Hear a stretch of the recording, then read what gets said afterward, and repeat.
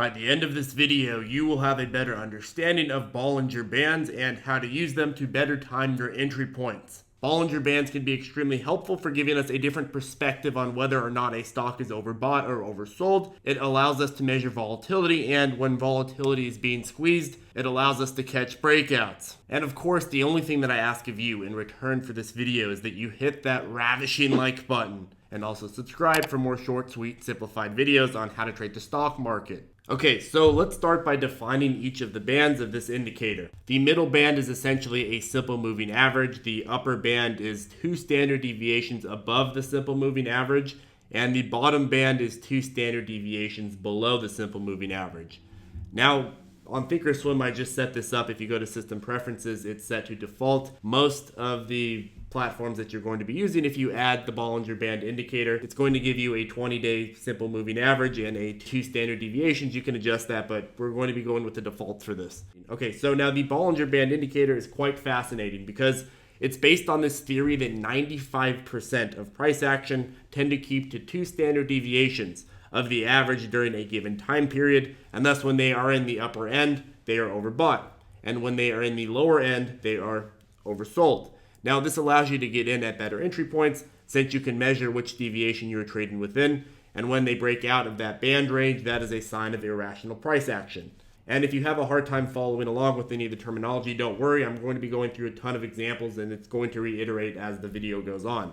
But bands also allow us to measure volatility and help us foresee future volatility, which can be very helpful. For example, when bands become closer together, that means that there is less volatility and thus less room between standard deviations. And when they move farther apart, that means there is more volatility and thus more room between standard deviations. When a stock is forcing the Bollinger Bands apart, we know that volatility is increasing. And they also help us predict future volatility. Now, the theory behind this is that the closer together they are, or the more they are squeezed, so to speak, the more overdue they are for new volatility. Thus, finding an entry point as volatility starts to break out can be one elevating factor after a volatility squeeze. But on the other hand, widening volatility can only last so long. So the theory is that the wider it gets, the more overdue it is to contract. Okay, so let's dive into some of the examples to really beat this in. Say we are looking to take an intraday position here into SOLY. Using the Bollinger Bands, we can identify the fact that we are trading above 2 standard deviations of the norm. Even though we are close to fair value on the RSI, the truth is that for this given time period based on volatility at this point, it's simply trading on the higher end. That means that if we take a position here, we are taking a position at a point where it is more expensive. Combining the Bollinger Bands with an uptrending pattern means that you can focus on taking positions when they are trading in the lower percentile, and then simply sell out when they break out of the higher percentile.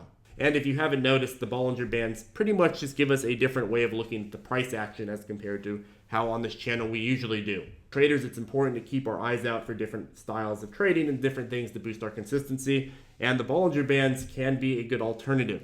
Whereas we traditionally focus on the RSI for valuing our position, the Bollinger Bands focus more on using statistical theory to measure price action.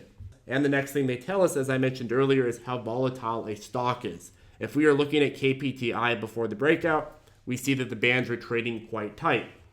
Tightening of the Bollinger Bands signify lowering volatility, and expanding of the Bollinger Bands signify increasing volatility. Makes sense, just to reiterate. So we had a very tight trading range for much of the period leading up to this breakout, and then boom, we started seeing the bands be forced apart as the stock price trended up. And this may sound redundant, but this was again due to the fact that we had more volatility here than we had here, and the top and bottom bands expand when there's volatility. So the other approach with Bollinger Bands would be simply buying in upon a breakout of positive volatility, and this is something that I see a lot. A stock with short bands breaking out is a sign of volatility, and if you compare this with other indications, other elevating factors as I like to call them, it can be a powerful way to take advantage of volatility and catalysts that you are looking for a confirmation on. Again, a lot of trading is identifying a fundamental catalyst and then going to the market and finding some sort of technical confirmation. Now, traditionally, we like to use the first candlestick holding above the SMA line, but the Bollinger Bands, they offer a different alternative to that. and that is figuring out exactly where you are in the range. Of course, there also is an SMA line with the Bollinger Bands, but it works a little bit differently and it's configured a little bit differently. The point of the Bollinger Bands is to look to see where in the percentiles you are based on different standard deviations, using the SMA line as sort of the norm. Okay, so what about Lab D? How can you use Bollinger Bands to better time your entry and exit points in Lab D? Well, if we can identify that Lab D is in a consistent uptrending pattern, we can focus on getting in at a low percentile deviation and then hold from overbuying until we return back to the SMA line. This is a completely different way of looking at the price action, but it can also be a quite powerful way when applied to the correct setups. Since the Bollinger Band measures percentiles within the standard deviation range, that means that in an uptrending stock, we can simply buy in when it's in the lower percentile and then hold out until it's in the upper percentile. Now, we know that consistent uptrending stocks are more likely to consistently uptrend as compared to downtrend if all else was considered equal. So the secret with the Bollinger Bands is finding consistently trending patterns and then buying in when they're in the lower percentile, because that will boost your odds of success while minimizing your risk of the downside. Well, being the stock trading nerd that I am, I do want to get a little bit more into the theory behind the Bollinger Bands and sort of like the idea behind it. And in order to really understand what is behind the scenes of the Bollinger Bands, you're going to need to understand this concept called statistical significance. If you are familiar with statistics or have taken a statistics class before, you should know that a measurement is considered statistically significant if it is above or below two set standard deviations of the norm. Now, depending on the study and what you're doing, sometimes they'll adjust how many standard deviations, but generally speaking, 2 standard deviations is the going factor.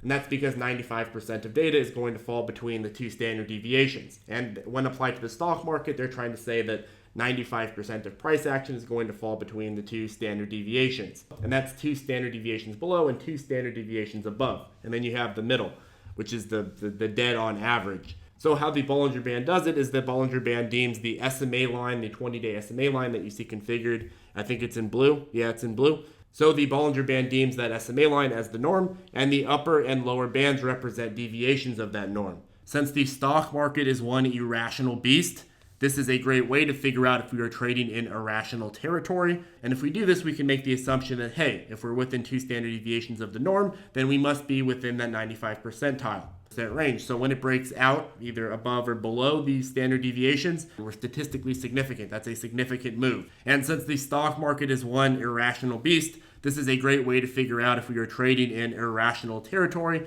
as well as figuring out where we are in terms of upward versus downward potential, so that we can maximize our gains and minimize our losses.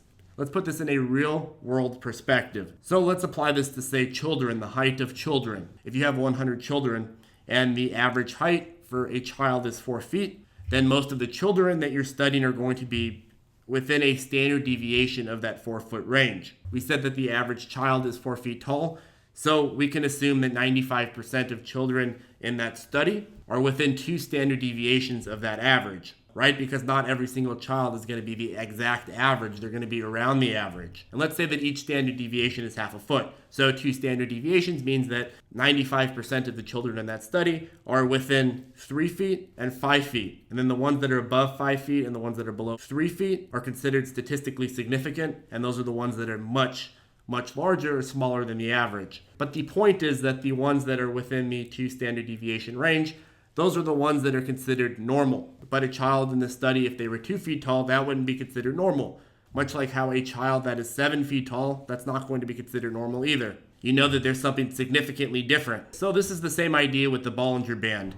If something is pushing up or pushing down out of the standard deviations range, then that can likely be interpreted as either a massive change in direction or irrational price action, in which case you can use that to your advantage. But moreover, it serves to also provide you insight into catalysts that are massively moving the price direction out of the standard deviation range. But the other beautiful thing about Bollinger Bands is they also help you figure out exactly where the volatility is, because standard deviations, they don't stay constant. They expand and they contract, and the wider apart they are, the more deviation. And volatility can only contract so much. So you know that when it's contracted, if it starts breaking out, then that could be a sign of new volatility that we can then trade off of. Anyways, I hope this video was useful. The Bollinger Bands offer a different perspective on the market and can be useful for a lot of different trading styles. This is something that a lot of folks asked me to do. This is a video tutorial that a lot of folks asked me to do. And while Bollinger Bands aren't something that I personally focus on, since there are a ton of other very useful indicators, it is something that I do see value in terms of measuring volatility, finding breakouts, and overall boosting your consistency. Anyways, if you do have any questions, feel free to comment below or reach out to us on the ZipTrader Circle Facebook group.